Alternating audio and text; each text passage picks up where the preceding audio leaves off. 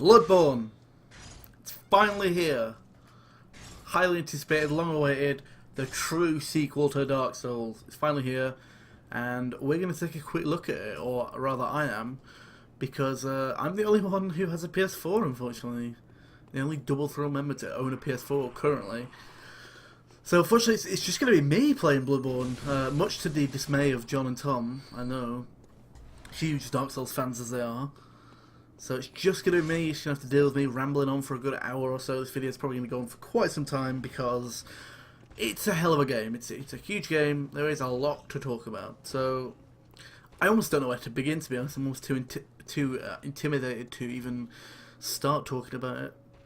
So this video will probably assume quite a lot of knowledge on your part of the Dark Souls series, of the core fundamentals, the gameplay. Let's just say I'm going to assume that you've, if not played all of them, you've at least played some of them.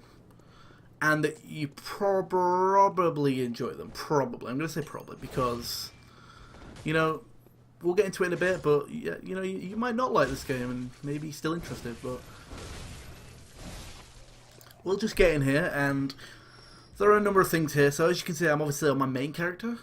This is about just shy of 10 hours in, I'd say. I actually put about 10 hours into another character. Got to roughly the same spot a little bit before this. Didn't quite like how it was going on. I wasn't doing too well. So I re-rolled, chose a different starting weapon. At the beginning of the game you get to choose a weapon. I chose this big axe instead of the saw. And you choose a gun. And of course I chose, actually this is a different one, but I chose a blunderbuss, which is a slower alternative to the pistol, which is zero choice. So I went for a much slower build than I did originally, and I also picked a different starting class. So, which, as you know, or as you probably know, that is, as it was in the Souls games, your starting class is basically just your starting stats. It doesn't really have that much of an impact, but it kind of points you in a certain direction. So we'll just, I don't want to fight that guy just yet because there's a good chance he might kick my ass. But what we're going to do here is I'm going to show you a few things. I'm just going to run around here a bit. I'm not going to spoil anything. I'm not going to show too much of these areas because, again, this is fairly deep in. This is pretty far past the intro, so I'll show you a few areas. I'm certainly not going to spoil any boss fights or anything, but then we'll jump into a freshly made character that I made, and we'll show off some of the other game where spoilers are a bit less of a concern. So the combat's, at its core, it's very similar. You lock on, you dodge. Instead of rolling, you can roll. When you're locked on, if you press circle or B, as it was in Souls games, you roll. But if you're locked on, you instead do this little like sidestep, this little dash. Oh boy, oh god, wow. Yeah, the camera is just as much of a fucker as it was in the Souls game. I will point that out. But what I was trying to demonstrate there is that if you press circle, you do like a little sidestep, a little dash, you dodge. So that is basically the new role, effectively, in combat.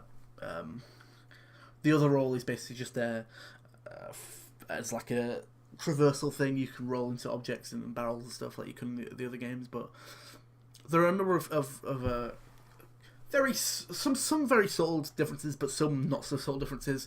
The biggest difference in the combat is easily the fact that there are no shields in this game. Shields are a complete no-go. There is a single shield in the game, and I'm pretty sure it's in there for a joke because it doesn't actually do anything. But some enemies have shields, very few, but shields, for you at least, are an absolute no-go. So for me, and many others I'm sure, I was pretty dismayed to hear that back when they initially said that, or at least when I first found that out, because I always played those games with a sword and shield, like I think most people did. I think that's pretty much the default build. I mean, obviously, whether you go strength or dexterity or whatever is kind of, or even magic, you know, it's kind of irrelevant. But you always had a shield out because I mean, obviously, you know, people use two-handers, they use dual wield, even in possibly in Dark Souls 2, I think that was an option. Well, maybe even a bow and arrow if you're feeling crazy enough. But the cookie cutter, if you will, build in the Souls games has always been sword and shield. So for me to find out that there is no shield was pretty dismaying, I will admit. But you quickly come to realise that it's not that much of a problem because this game is very much built around the fact that you do not have a shield. The combat is quicker, it's way more about dodging and avoiding than it is about like blocking and being on defensive. And frankly, I was a bit disappointed for the first few hours because I thought, because it took me a while to get used to the combat without a shield. But okay, we'll get into what I just did in a sec. But Jesus, that did a lot of damage. But I got used to it. You know, it was hard to adjust. I will admit. It took me a good, I'd probably even say a good 10 hours before I re-rolled for me to really get a hang of the combat in this game and how it differs, the pace and the speed and stuff. Because obviously in the previous Souls games, you would pretty much just be able to hang back and block, and then they get staggered, and then you'd use that opportunity to go on the offensive and get a couple of jabs in, and then it would go back and forth, and it would be a very, very methodical, very slow-paced thing of the two people fighting. But in this game, it's way faster. So instead of a shield, you have a gun, though that is basically the equivalent of a shield. And before you start panicking and thinking that they turned this game into a show, which they most definitely did not, the gun is mostly a utility item. It's kind of meant to be a replacement for the shield. You kind of use it in the same way as a shield. You can just attack people, you know. I actually have a decent gun, it's pretty upgraded, so it does do a decent amount of damage, but at the start of the game, for sure, it does minimal damage. It's not meant to be used offensively, and as you can see in the top left, actually, I have 16 bullets, so they are limited, and you can only carry 20 at one time. So they don't want you to just, you know, use them on every enemy, but what I can do is I can effectively riposte, like you could in the other games. If I time... These are probably the easiest enemies to do it with, because they have such a slow wind-up. But if I time the attack right, I can shoot just as they're... Oh no, if he does the right attack. I can shoot just as he's about to attack me. Oh my god, what am I doing? Oh boy, oh boy. I thought I fell down. We're making such a mess of this. Let me up. Holy shit. And he's down there. This is going great. I can just try and time it right. Alright, if that would have hit, that probably would have done it, to be fair. Okay, let's get down here. Okay, that will put me to that state, and then I can do the riposte. That was a very long-winded way of displaying that, especially considering I did it before, but that is essentially how guns are supposed to be used. Again, you know, if you upgrade them, there is actually a stat, we'll jump in here, Blood Tinge, as you'll see on the left there, is actually a stat that affects bullet damage, effectively. So, you could probably, again, I haven't played nearly enough of this game to know about some of the crazy shit you can do, but I'm sure, you know, in a couple of weeks or even months' time, you'll hear about the new story of you know, the guy who beat Bloodborne with only guns or something crazy, but, you know, they're not really meant to be used as your main offensive weapon. That's definitely swords and melee weapons. Okay, I don't like those guys. I'm not going to fight them. So that's kind of the biggest change. There are a lot of subtle differences. You'll see that I keep popping like basically the equivalent of Estus flasks or like grass from Demon Souls even.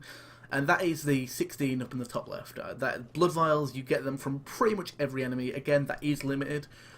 That does not refill when you respawn, not like in Dark Souls, not at all. That is limited. You can hold up to 20, or if you pick up... This goes for bullets as well, actually. If you pick up a blood vial or a bullet from an enemy after you've already got 20 in your current inventory, it'll go to your storage, which is in the hub world, which we'll go to in a bit.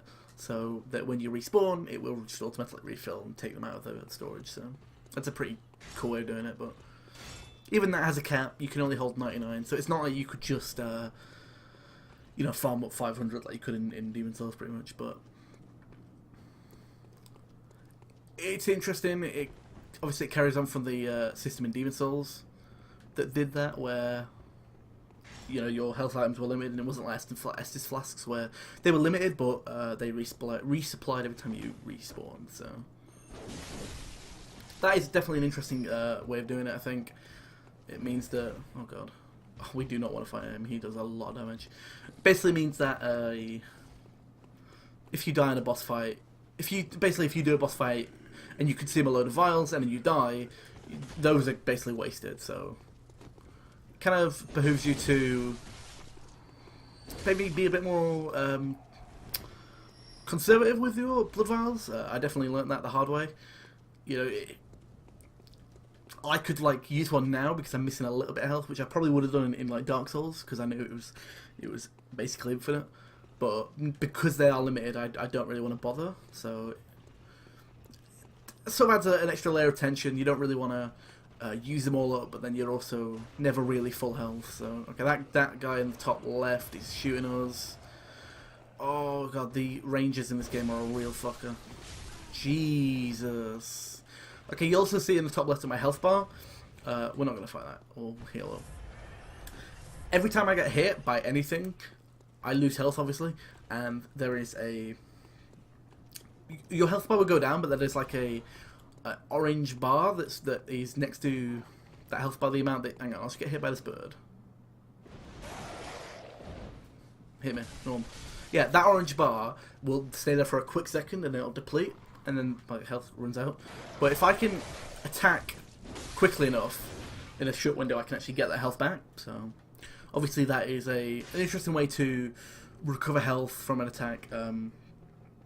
Particularly, you know, if you're in a boss fight and the boss does a attack that staggers himself or herself, and that gives you an opportunity to like attack a few times. It means that, you know, if you got hit by that attack, you still have time to recover some health without using a vial. So it's an interesting way of doing it. But obviously, as you can imagine, you know, it leads to some pretty rash decisions that can pretty much get you killed quite a lot of time. But oh god.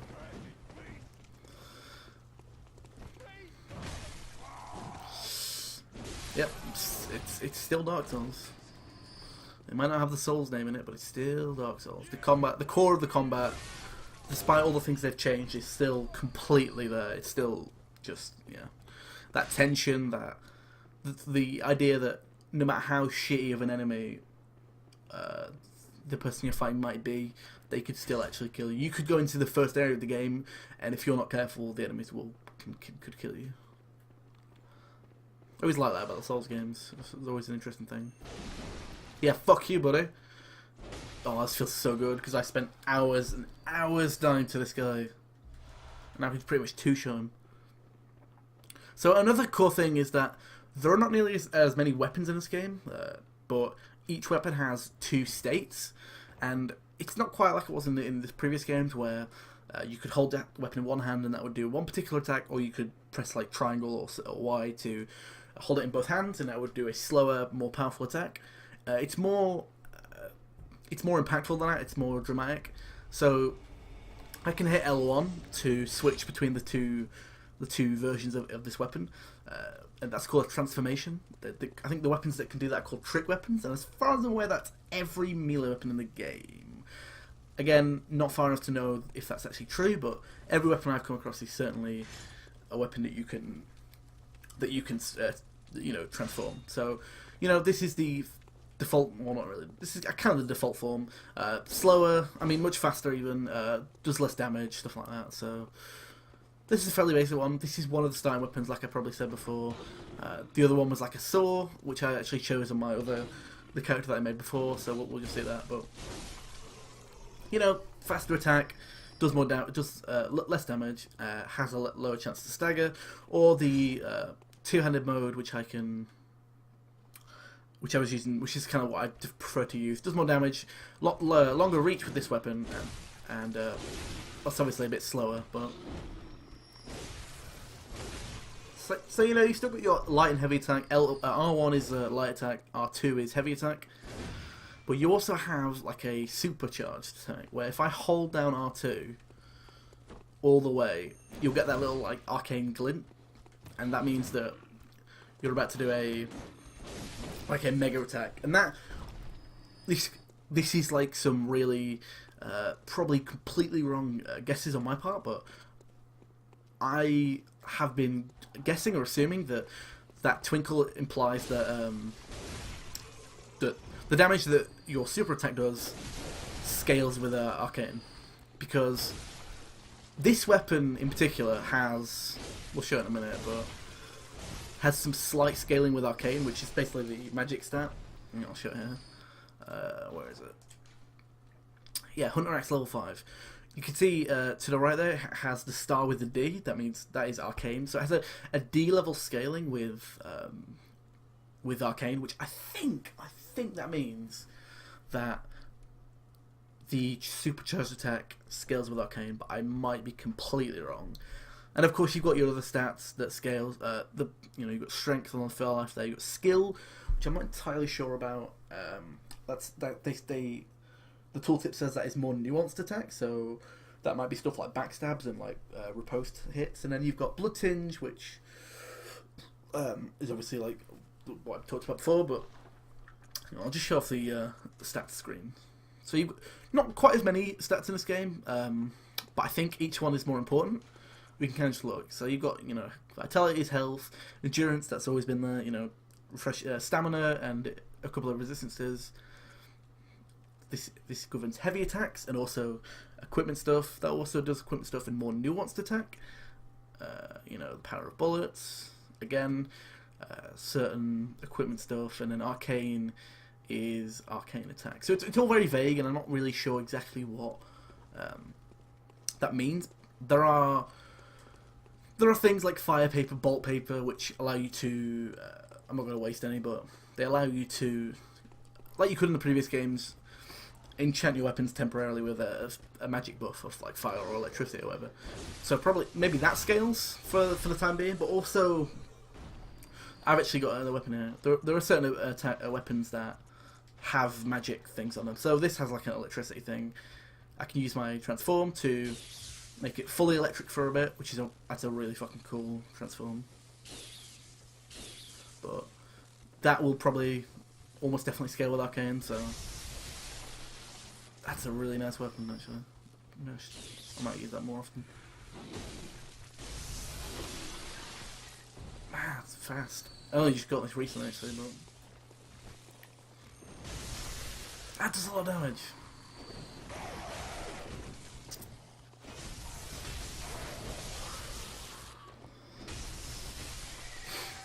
Yeah, sorry.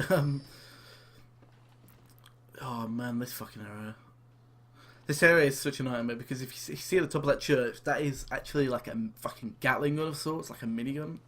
I thought you were dead. Fuck you. There is like a guy on a Gatling gun, and he is shooting you all throughout this area until you kill him, which is a fucking nightmare, as you can imagine. But yeah, he's dead now, so we don't need to worry about him. I'm just kind of aimlessly wandering around while I try and think of everything I can really explain on this character before moving on. I don't really want to show too much as well. I don't really want to spoil anything. Seeing as I think most people do. They consider every single facet of this game to be a spoiler. Every area, every enemy, every weapon is a spoiler. So do keep that in mind when you're watching Bloodborne coverage. If you haven't played it yet and you plan to. But obviously you've got all your items. There is actually a really handy like secondary hotkey thing. If you press the right side of the touchpad on the PS4 controller, this comes up and you can basically secondary hotkey a number of key items. So I've put like really important items that only require very particular circumstances. So that lets me teleport away without losing any souls and stuff and other useful items. So you've got your main equipment, and then it allows you to hold another 6. So that's always nice. Okay. So we look at the stat screen again. What I forgot to mention was that there are not nearly as many like resistances in this game, but they are more important, I'd say. You got your physical defense, which is pretty obvious. Slow poison and rapid poison. I've not come across rapid poison yet, but slow poison, as you can imagine, is a particular type of poison. I don't think. I'm not sure. I haven't come across rapid poison yet, but I'm not sure if the slow and rapid are just types or if that actually indicates the speed or whatever. And then you've got frenzy and beasthood, which I'm a lot less certain about. I know frenzy is a thing which can kill you. It's happened to me a couple of times, and it just killed me instantly, but I don't really know. That seems like a bit more of a fucking than poison. And beasthood, again, I have no idea what that is. So yeah, I played like a good 20 hours in of this game, and I'm very, very uncertain of this stuff. So Okay, we'll just jump back into the like hub world. I'll show you the hunter's dream, and then we'll probably jump into the freshly made character that I made, just to show some of the early game. But this is kind of the hub world equivalent to the Nexus in Demon's Souls, if anyone played that, which was basically the bonfire in the Dark Souls games. Pretty much replaced the Nexus. It kind of streamlined some of that stuff and fit it all into like one little thing that you could go to every time you respawned or whatever. But the Nexus allowed you to level up and like repair and use and buy spells and stuff, and this is basically the same. So I'm actually kind of scared now.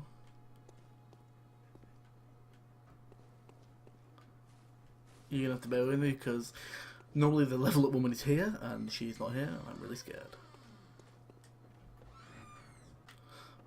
Oh boy, she better not be fucked. Oh, she's here. Oh god. Welcome home. Whew, that's the first time she's moved. I thought she might be dead. So you talked to her to level up. I won't be able to afford one just yet. Yeah, it's about another one more thousand. So, you know, you level up all these stats one at a time. Just wanted to find her and make sure she wasn't dead. Boy. There's also some other stuff going on here. You can talk to this guy. He says story stuff. We won't go through that. Here's your storage.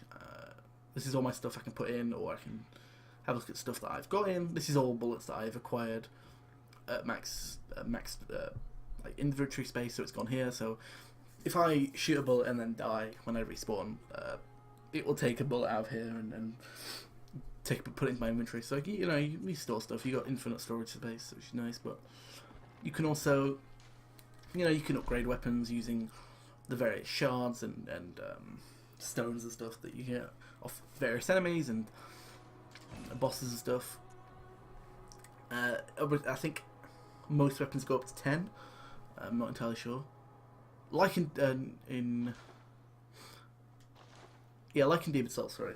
Just trying to remember if that was right. Yeah, like in Demon's Souls, you can't upgrade armor. You can only upgrade weapons. So you can upgrade your right weapon, your melee weapon, and your gun. So upgrading guns even doesn't. I don't know how useful it is. I've been doing it anyway. Currently using the repeating pistol, which I've just bought, which is a bit more effective. Increase the damage and the blood tinge scaling, but other than that, I'm not sure. Maybe if it did something to the stagger animation, that would be nice. If it increased the window to which you could stagger someone, that'd be fantastic. But I'm not entirely sure. But I've been doing it anyway because I had a ton of crafting mats to spare. So very important to upgrade this stuff.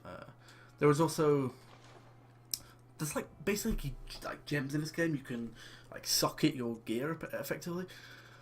So if we look at the Hunter X, I've got all these gemstones. Most of them are pretty shit, but I've got a lot of duplicates and stuff. But you can see it's fairly rudimentary stuff, increased physical attack by very, very little. HP continues to recover +1. Not sure what that means, but I've got some better ones. Blunt attack up by 6%, and then more. Okay, attack up near death, and it didn't sit down. And then this one just makes my weapon become a fire weapon, effectively. If I were to equip that, as you can see there, all my physical attack is gone, and it's now fire attack. So that's kind of crazy. That's kind of a crazy one. And that would basically just make it a magic weapon that obviously adds arcane scaling, which wasn't there before. And that's kind of an interesting one. And you can hold up to 2 blood gems at once. So I think increase upgrading weapons can increase the amount of gems you can hold. I might be completely wrong. There are also character-based gems, essentially runes they're called. I only have 4 at the moment, but I can't actually install them because I'm not install them. I can't actually use them because I'm not far enough into the game. But these are much more substantial personal upgrades. You hold more vials, more bullets, acquire more blood echoes. So these are the closest equivalent to rings in the Souls games, in that they give you pretty substantial character upgrades outside of just increased attack damage and stuff. So more effective, more useful, more utility based upgrades and stuff. So I don't think I've quite got the You need that, but I don't have the workshop tool. Okay, so I want to put that away and get my hunting racks out. Okay, so I was just reminded of another thing I want to show you, which is the chalice dungeons, which are a really interesting addition to this, actually. Actually, before we get in there, I forgot about insight. Insight, you'll see in the top right, the eye with the 12 next to it is insight. I have 12 insight at the moment. Insight is gained through... Oh, I might be wrong here, but when you first see a boss, you gain 1 insight, and then when you kill a boss, you get a couple of insight. But you can also pop these Madman's Knowledge, that will give you a single insight each. And insight is used in PvP, I believe, in order to use some of these stuff, which are PvP items, to summon people, invade people, you know, call for help or stuff. That all costs it 1 insight, so you need that for PvP. But also these guys will open up when you have 10 insight or more, and they sell stuff that costs insight. They sell armor, which is like based on bosses. Like these are all... Gascoigne was a boss, so gives you some options to buy armor. Obviously, it all costs insight. They give you some other items as well, some some stuff. So that's that insight. Bit of a weird one, but it's pretty useful. It's good to always have over 10 so you can see what they're selling. There's also another shop here that just buys things with you buy things with blood echoes, which are just souls. So. They have a bunch of different guns, which... not guns, you have a bunch of weapons and armor and stuff, but... Back to the Chalice Dungeons. Chalice Dungeons are effectively... like, they're randomly generated... I think they're randomly generated. I'm not sure if it's the actual dungeon or the boss that's randomly generated, I think it might be both. But they're generated... like, you unlock... There are 6, I believe. There are 6, they're called rituals, ritual altars. You unlock them all... by doing certain bosses. They will get certain bosses in certain areas or whatever will give you... I can't remember what they're called actually. These, yeah, chalices. And that is used to create a dungeon. So I'll just show off some of these. I've created 1. This is like... I've created, 1. And it has multiple floors. By the looks of it, it probably has 2 more floors. Probably 4 floors per dungeon if I was to guess. You've got the core layer, which is full of enemies, and you have to open the boss door and then the actual boss itself. So I've done 2 of them.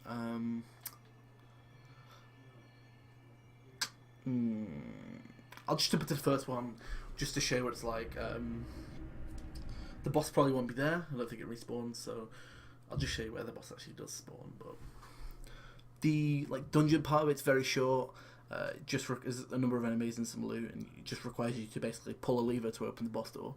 So that bit can be kind of tricky, but it's really short, and then you get to the boss. And the interesting thing about the bosses is that I would have actually assumed, or at least when I first heard about this, I assumed that they were bosses pulled from the main game, but actually there are a number of...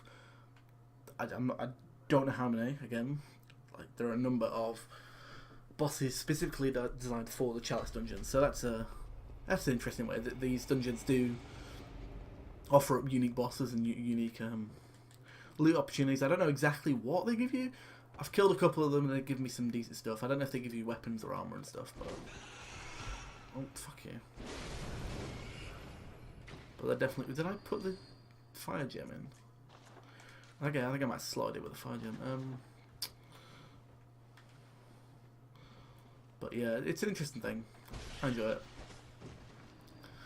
Makes a nice change. And with there being so many, it adds a nice layer of replayability. I'm not sure if you can reset the dungeons. I hope you can, because that'd be nice. If I could just reset this and do the boss again. This is the boss room. Obviously the boss is dead, but, you know, he was a big guy, he hit me a lot. But I killed him. There's like more of the dungeon down there. So yeah, we can go down to the next floor, but I've already done that, so just watch you show off this. Opens up a lamp here. So we'll return. So I was pretty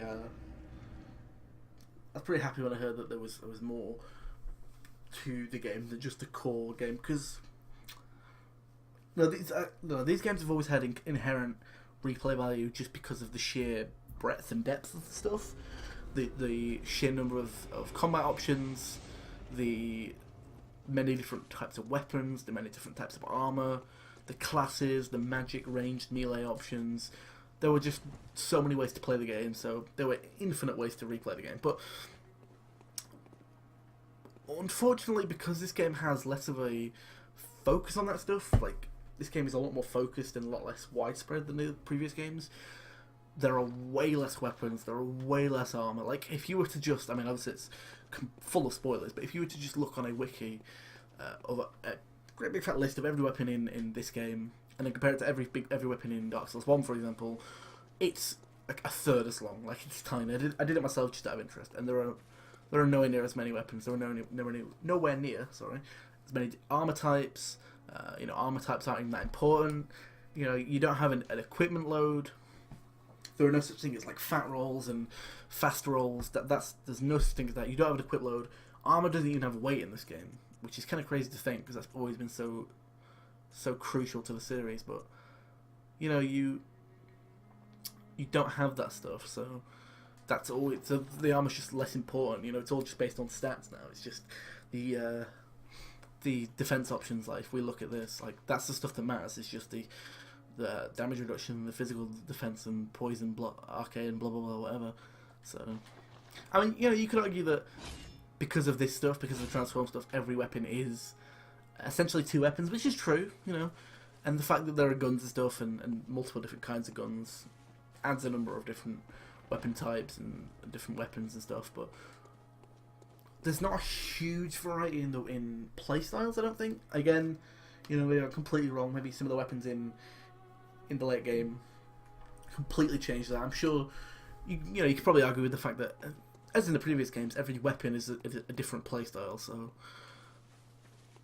and maybe even each transforms a different playstyle. Like this, if I use the transform to get the greatsword out, it's a lot slower. It's a lot more powerful. But if I use the lighter sword, it's faster. I'm more agile. So that pretty much offers 2 different playstyles in itself. So there are a lot of options, but it feels more focused than the previous games, which you can kind of decide yourself whether you think that's good or bad. But personally, it was a bit disappointing at first, but I've kind of gotten used to it. I don't mind it as much.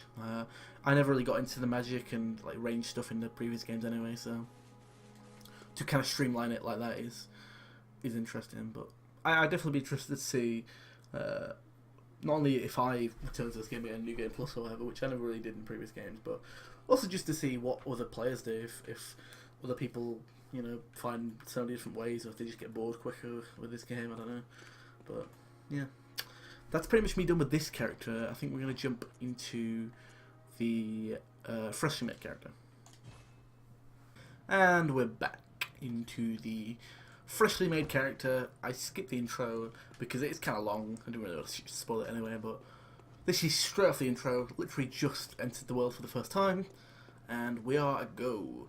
So basically, after the intro, they let you choose a weapon. Like I said before, I chose the Saw Blade, which is basically, there are 3 different ones. This is the sort of faster of the 3, really. Obviously, it has its 2 forms. Seems to be the most popular one, as far as I'm aware. It was the one I picked first, but I didn't really like it that much, so I went for the axe. And I picked the blunderbuss, which is the slower of the 2 guns. It's either that or a pistol, so I don't want to show too much of this again, but I will show off a bit of the early game and stuff. So I do feel, I don't know, maybe it's just me, but I feel a bit more comfortable spoiling the early game, if you want to call it that, just because it's so early on and so much that. Just no, ignore that. It's fine. It's just Bloodborne. Things just happen on it. Yeah, I feel more comfortable spoiling this, just because so much of the stuff is out there.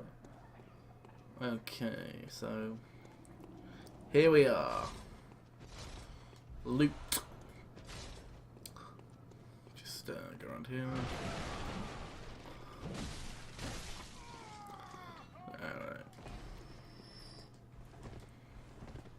Alright. I must say, I really, after playing, a good 20 hours or so, I really, I'm not quite ready to make judgments about where I think it stands in the Souls series, personally, and whether I think it's better than this or that or whatever, but I really, really like the combat.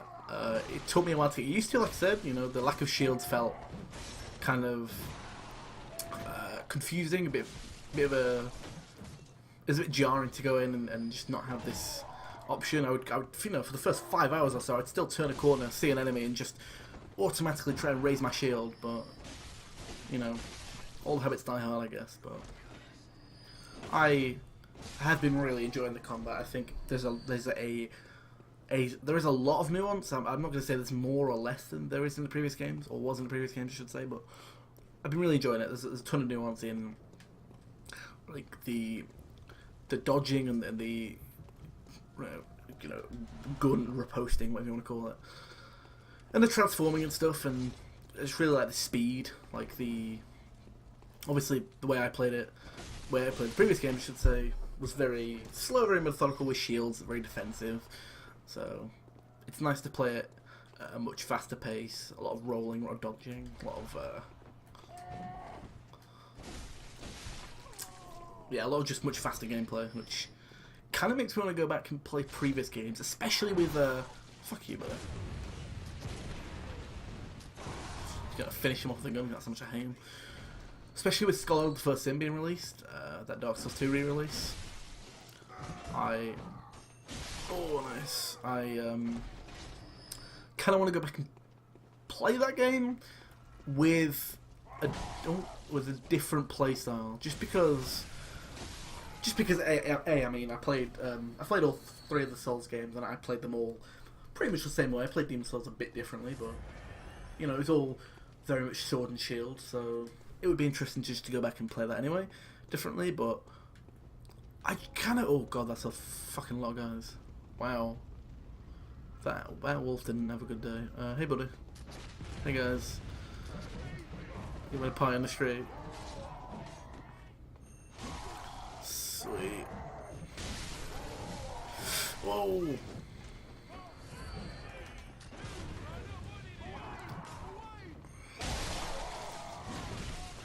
Oh. It definitely feels like there's a lot more of taking on groups as opposed to enemies one-on-one. At least early on, anyway. Like, I felt like there wasn't a huge emphasis on that on Dark Souls. That guy's gonna shoot me, there you go. So, you know, it's kind of different. Kind of adds to the speed, I guess. Heal again. But yeah, where was I? Dark Souls 2, yeah. I kind of feel like, on top of just wanting to play it a bit differently, I always feel like, having played this game so much, and having played with no shield and having to rely on dodges and stuff, kind of feel like it would be really hard to go back to playing with a sword or shield. Not just mechanically, but also like enjoyment-wise. I don't know if I feel like this slow pace of the sword and shield defensive option would just kind of seem pretty tedious compared to, you know, much more faster gameplay that you get here. So I don't know, I'd be tempted to go back and play that in a different way, maybe without a shield, you know, maybe with a two-hander, maybe dual wielding or something, I don't know. Maybe try being a mage, I don't know. I did buy that Scholar of the First Sin, so I'll be playing either way. I'll, you know, probably mess with a bit of both. I'm interested to play that actually, because I was under the impression that it was just a gussied up re-release that included the DLC, like Game of the Year edition or whatever. But I read into it a little bit more, and it seems like they actually changed some more substantial stuff about the game, like enemy placement, enemy patterns. Maybe I don't actually know, honestly. So maybe it's it seems like it's going to be a bit more than just a HDified Game of the Year or DLC stuff, but which, to be fair, I was kind of fine with playing anyway because I hadn't played the DLC. But yeah, buddy. But I'd be definitely interested to see what they've changed. I did play Dark Souls 2 on launch, but I played it, but that's a good year ago at this point. To be fair, I don't know if I'd even remember. If it's just stuff like enemy placement, I can't really say I'd really remember. Or I really noticed a difference. Maybe a couple of enemies, I don't know. We'll have to see. Either way, there'll probably be some content on that on the site. I know John's already picked up the Xbox One version of that, so between one of us, there will be some content on the site. but I'm sure we're both playing anyway, so you kind of have to have that as a surrogate for Bloodborne. So I kind of feel sorry for me that way.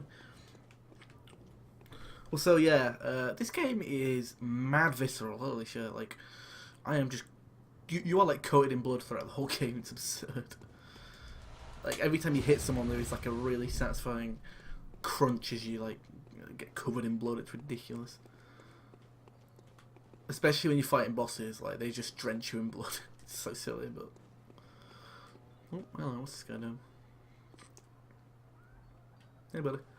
Yeah, all that stuff's still there, you know, ghosts and oh hello. Yeah, do it. Yeah, kill the. Oh, I don't know if I them. They make a horrible noise. Yeah, ghosts, invasions, joining other people's games, you know, all the online stuff there if you enjoyed that. I never really got into that much, but you know, it's there. Notes. Haven't really seen that many notes.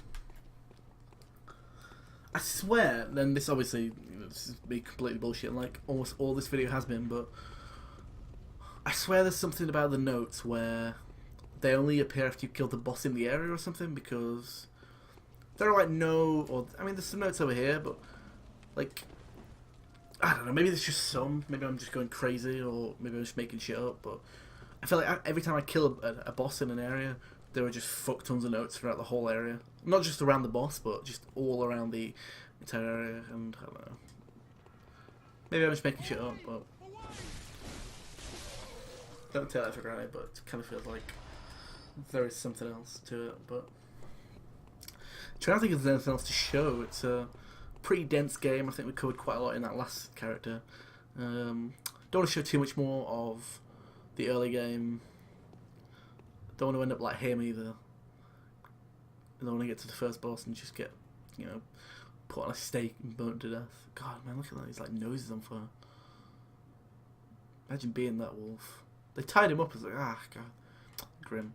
But yeah, we'll say also, you know, I think this game looks fantastic. Like, it really does. Like just the lighting and some of the particle effects and character models and stuff. It all just looks fantastic. Like the Souls games have always had. I want to get that on him. They've always had really incredible art and art direction, but they've always looked like shit. As a very, very subtle way of putting that. But you know, Dark Souls 2 looked a bit better, but it didn't look fantastic. Demon Souls and Dark Souls kind of look like shit.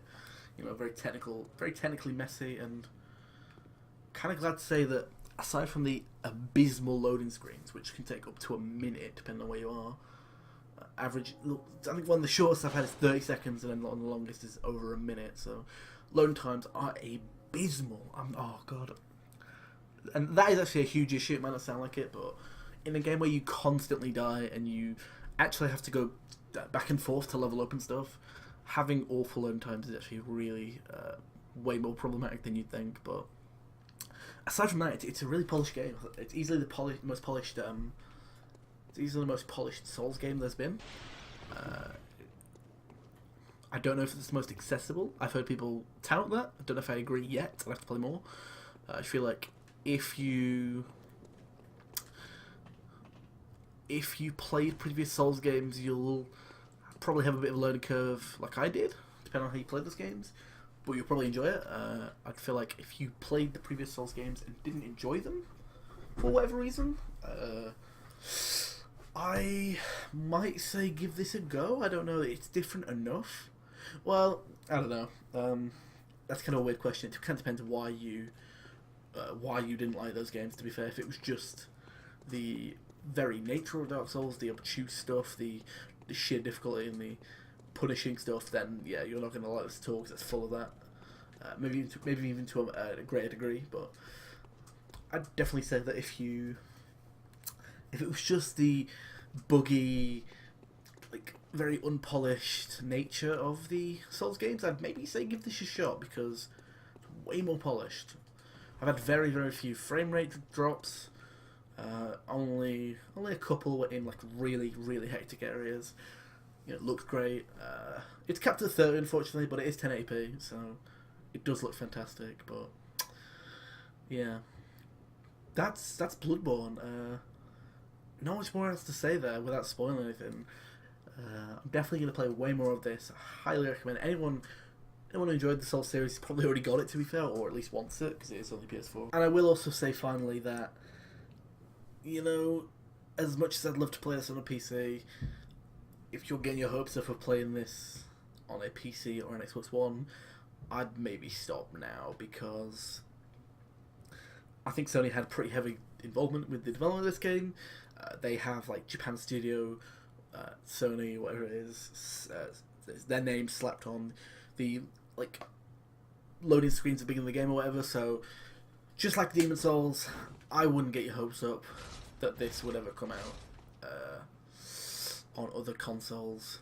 Who can say for other, you know, maybe, who knows if they'll make a Bloodborne 2 or something, you know, Miyazaki's next game, I don't know, but yeah, this probably isn't coming off the PS4, so as much as I would love to play a 60 FPS on a PC with, you know, various mods and, like, you know, a higher resolution potentially, it's probably not going to happen, but that's Bloodborne. I think it's fantastic. There's not much more else I can say about it. I feel like we covered pretty much everything. Thanks for watching. I'll see you next time.